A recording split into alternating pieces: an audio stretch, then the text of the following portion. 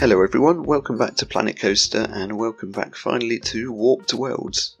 As you probably can tell, I haven't played this game for a while. The bit that I'm working on now at the start of the time lapse was probably done about 2 or 3 months ago, and then I just sort of run out of inspiration and motivation to play and just left it for ages. So for completely no other reason other than the fact that I've got motivation back to play, we are back in Planet Coaster. So what you can see me starting on here is a gate. This will lead into the Roaring Twenties area, which you can see behind the gate, which in the last one I completely redid the layout for, so everything is looking a lot better and a lot tidier over there now. But I wanted to get on with the sort of central plaza for the park. So it's based on a sort of like warp zone, I guess. So we're going to have some cool like clocks and stuff, which is quite hard to explain really, but you'll see what I mean later on, and you'll probably see what I mean from the thumbnail anyway. But yeah, this is basically the hub for the guests to get to the different areas of the park, and I think it might have subconsciously been a bit inspired by the new Epic Universe coming to Universal Resort Orlando. They've got a sort of hub with these little round gates that you can enter to the different themed areas. But I suppose we better discuss the elephant in the room. So what's the real reason that I'm back in Planet Coaster for this video? Well, I had the motivation this weekend to play because obviously we've just had a huge announcement. That is Planet Coaster 2. It's finally coming. It's been announced, I think, Wednesday or Thursday last week. I was incredibly excited to see the trailer, hear about the announcement. And it's interesting as well that a lot of content creators have gone back to the game, even people that haven't been playing it for a long time, back to Planet Coaster 1, which is great to see. From a completionist even point of view, it's nice to see everyone wanting to finish off their parks before Planet Coaster 2 comes along. I think it looks absolutely fantastic. The 5 base themes that the game comes with are really different to anything we had before, and obviously with the addition of water parks, that's going to make it a whole different game. But I think even just with the improved graphics and performance and game engine and the improvements to the paths and stuff like that that we're sort of expecting from Planco 2, I think alone that will make it such a better game. And then with the scaling and the clipping stuff to ride skins, making your own ride skins, everything looks fantastic. I've watched a few people's videos on, you know, what the game is going to include, what we're going to be able to do with it. So yeah, really excited. Unfortunately, I don't think that my laptop that I play this on is going to be anywhere near powerful enough to play Planet Coaster 2. And at the moment I don't really have the money for a new computer, so what I'm hoping is that it will just work on GeForce Now and I can just get a premium GeForce Now membership again and do it that way. But if not, we'll have to rethink and find a way, because I really want to play Planet Coaster 2, and obviously I want to be doing some content on it for the channel. Even though we're primarily Parkitect on here, obviously I'm going to continue to play Parkitect, that's not going anywhere, but I definitely do want to get into Planet Coaster 2, and I'm really looking forward to it, if I hadn't mentioned already. It's difficult now just to talk about what I'm doing in this game when we have that coming.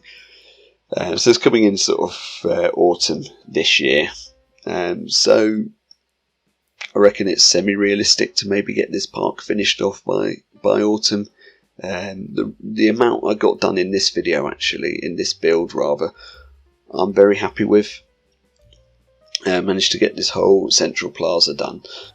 But you know, life gets in the way sometimes, and this isn't a game that I play all the time, so we're just going to have to see how it goes, really. And there's a bit of an overlap. It doesn't really matter.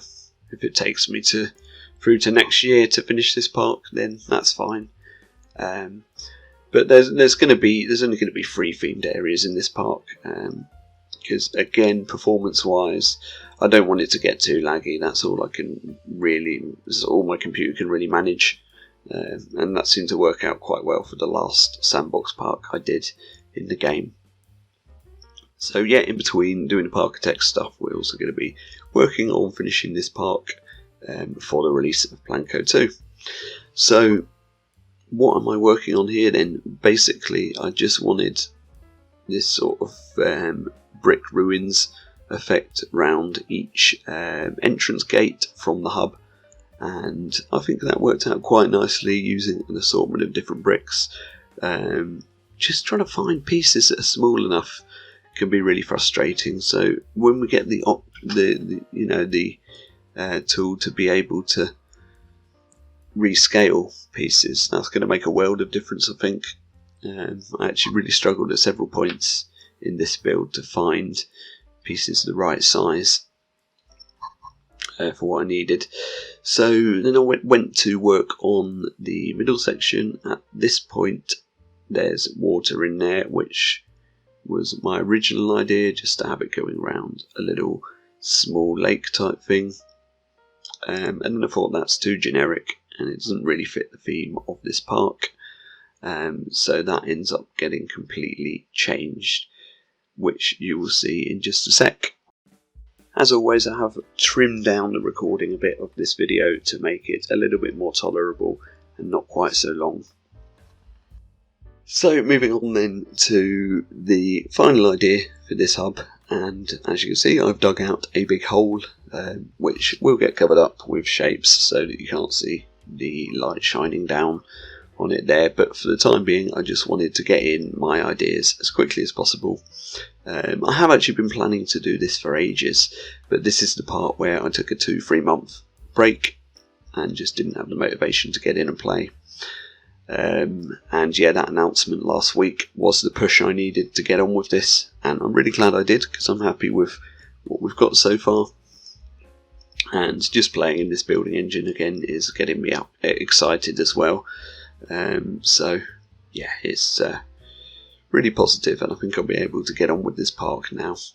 But anyway, you can see I'm building some sort of cog type structures, and they're very sort of outlandish, I guess, kind of steampunky, but yeah, they're basically, the idea is to indicate that this is a time travelling park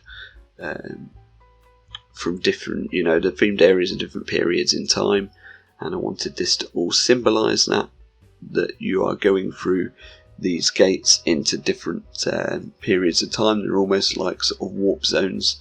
Describing it horribly, it's difficult to know what to say about these, really.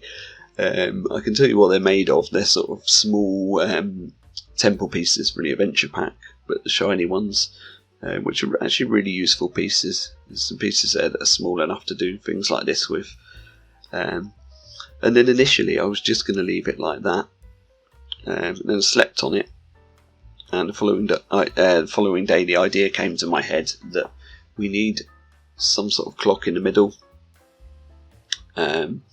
So for now I just leave it like that, and then you'll see us come back to the clock that you can see in the thumbnail.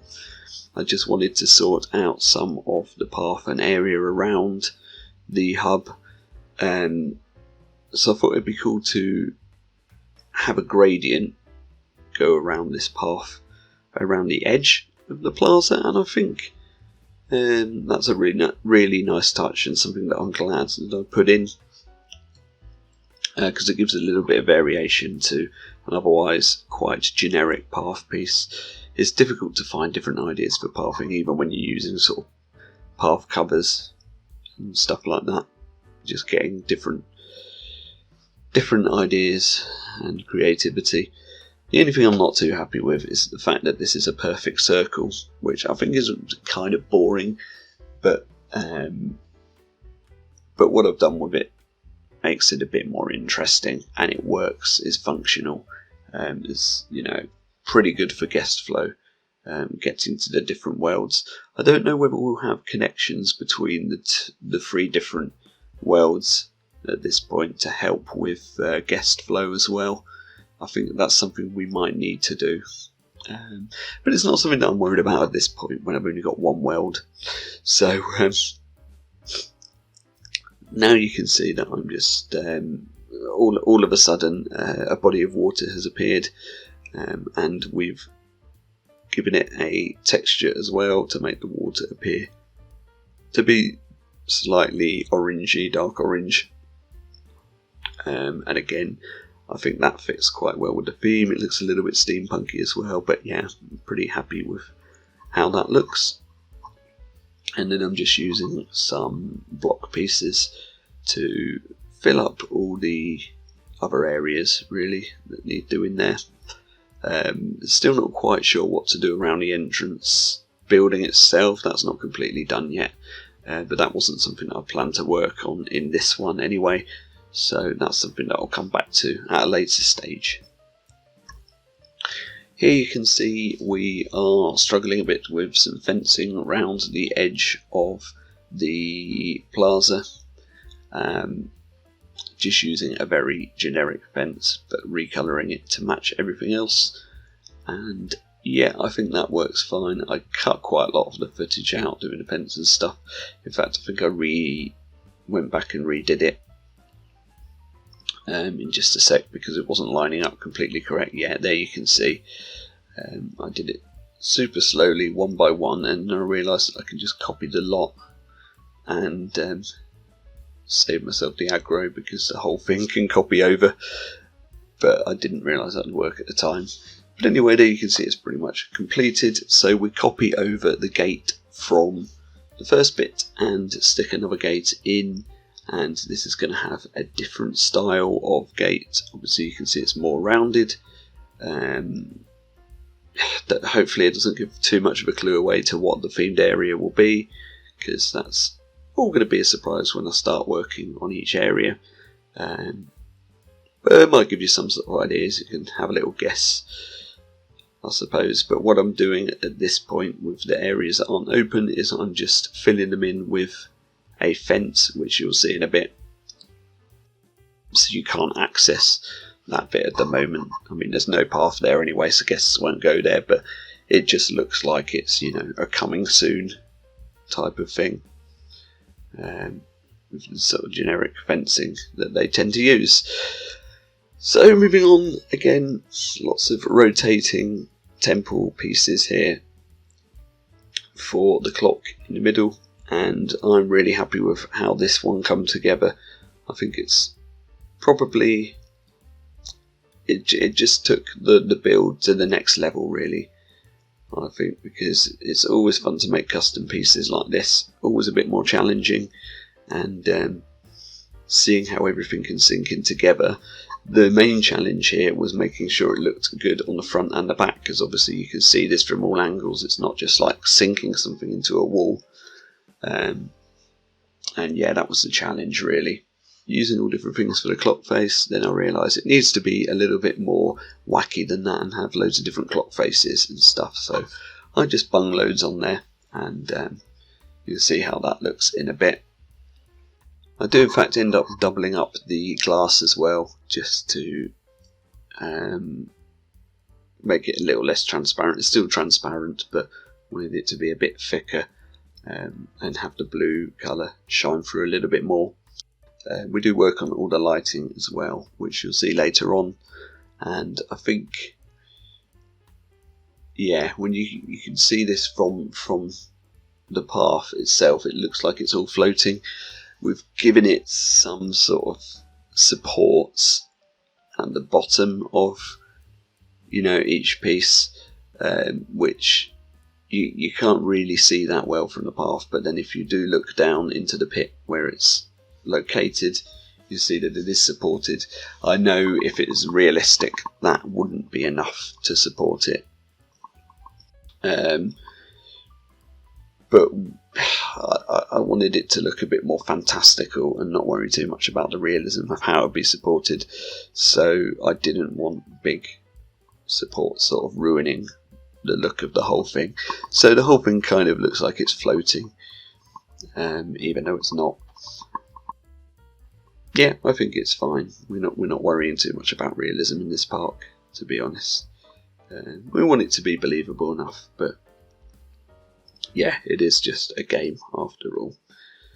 So yeah, just finalising the clock face here, and covering everything up and putting it all together, and I was just amazed at how well that all how that all fitted together.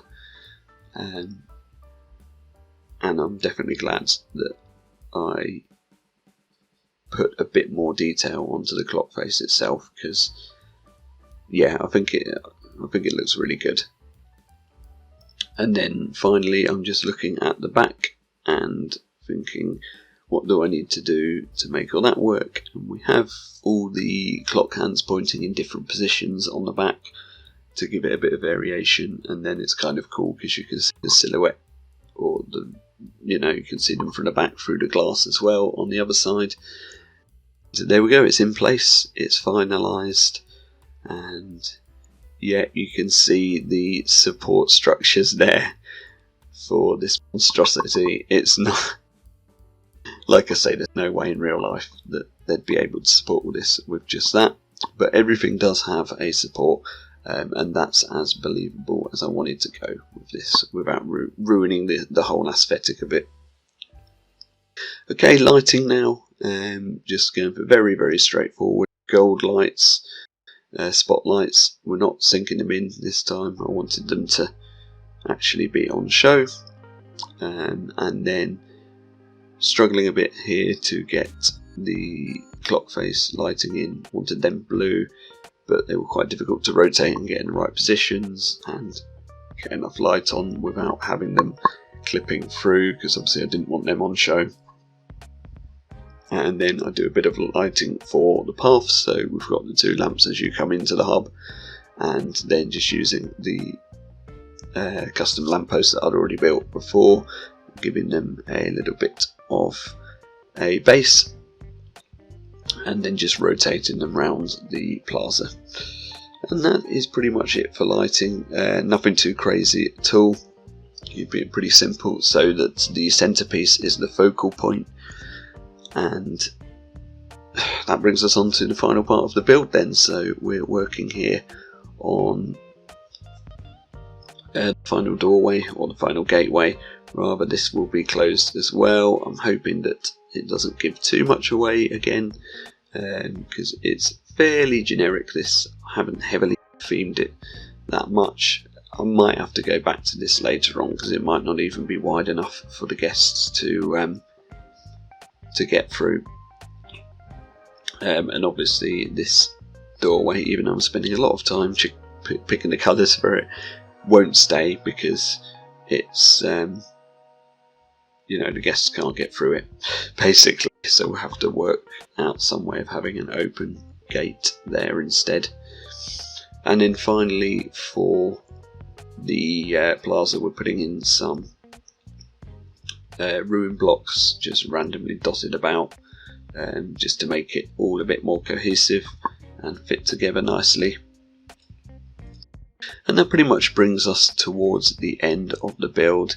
I will let you enjoy the last few minutes of the time lapse without me talking, and that's it really. So thank you very much all for watching, and I'll see you all in the next build. Bye.